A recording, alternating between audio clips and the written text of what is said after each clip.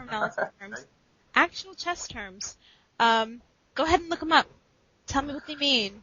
I'll give you 5 cool points for each word you get right. Guys, now we're going to flip the switch a bit. Guys, tell me a little bit about your game. I am a pretty average player. My game doesn't really consist too much of variety. I sort of stick to I've got sort of one style that I stick to. I don't really mix it up all that well. And that's why I get beaten so easy. I gotta start putting variety into my games and really start mixing it up. Because I've got this one standard thing I do and it's ridiculous. I have to do it, and if I don't do it, I don't know. It's weird. So my game is very stock standard. Oh wow. So what's your favorite opening? You know, when you asked me this last time, and I said that I don't know the names of the openings, you know, that's I don't know the names of the openings, and that's weird because I've played for so long, and yet I've never really taken or bothered to sort of check on the names or things like that. So, well, yeah. you know what, I've heard from higher ranking players. They have said that if you know the theory behind why your pieces move, then learning an opening should be fine. And as long as you know the theory, then if you can play off of your partner or be aggressive, then knowing an actual opening. But see, I don't know how true that is. I'm just going off hearsay. But so yeah, don't stress about not knowing an opening.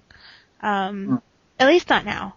So no, I meant really your game that you were gonna show me, your trick. Yeah, yes.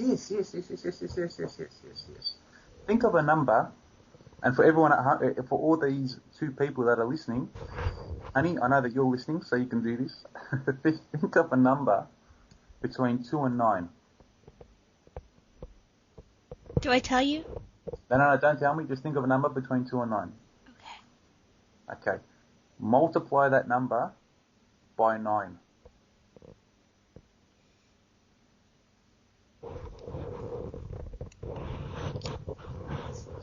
Do you need a calculator? You got it. Okay. Now, you're thinking of a 2-digit number right now. Now, split those 2 digits apart and now plus them together. So, for example, if you were thinking of 47, it would be 4 plus 7. So whatever you've got, something plus something.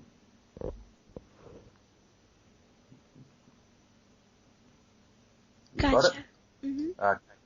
The number you got now, take away 5. Gotcha. Okay. The number you're thinking of now, translate that number into a letter. So if you were thinking of number 1, it'll be A, number 2 would be B, number 3 would be C, and so on.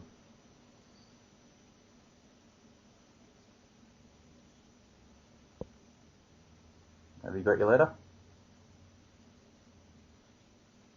Wait a second. Yes. Can you ask that one more time? Okay. All right. So you had that number okay. So you took away. What this is really going well, isn't it? You took away 5 from that. So you got to that number after you took away 5. Yeah. Mhm. You're thinking of a number. Oh, okay. This is completely gone wrong. Are you okay? Do you want to start again? No. I got it. And to take the number and do what with it? All right. The number. I've subtracted 5. Yep. Now translate that number you got into a letter. So if you're thinking of 1, if your number was 1, your letter will be A. If your number was 2, your letter will be B. If it was 3, it'll be C, and so on. So whatever your number you've got, translate it into a letter. Got it. Okay. With that letter you've got, think of a country in Europe.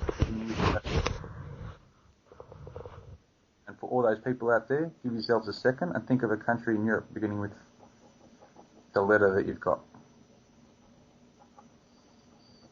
Awesome. Okay, I've got it. Okay. With the second letter of the country that you're thinking of, think of a big popular animal. Something big, something popular. Think of a big animal. Popular animal. Mhm. Okay. Veg. You disappoint me. You really disappoint me. You know why? Why? Because there are no elephants in Denmark. Aw.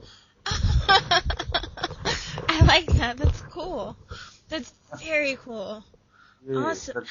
that's something I've been doing for about 10 years already. I learned that about 10 years ago, and that's something I've been doing for that long. It's been pretty cool. Very awesome. Very awesome. Gutsy. Yes. I wanted to thank you for all the time that you've Well, in total, it's been about an hour. Thank you. You're the best. So hopefully you saved this one. Jeez. Well, yeah, guys. This has been episode number 7 of Shock Therapy. Lucky Take 7. 3. Take 3. And I still reckon the very first one we ever did was the best by far. It had everything. But I couldn't hear you. You were cutting out. That's what happens when I call Australia.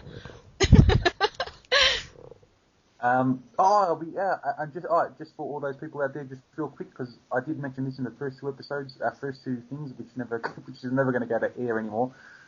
David Copperfield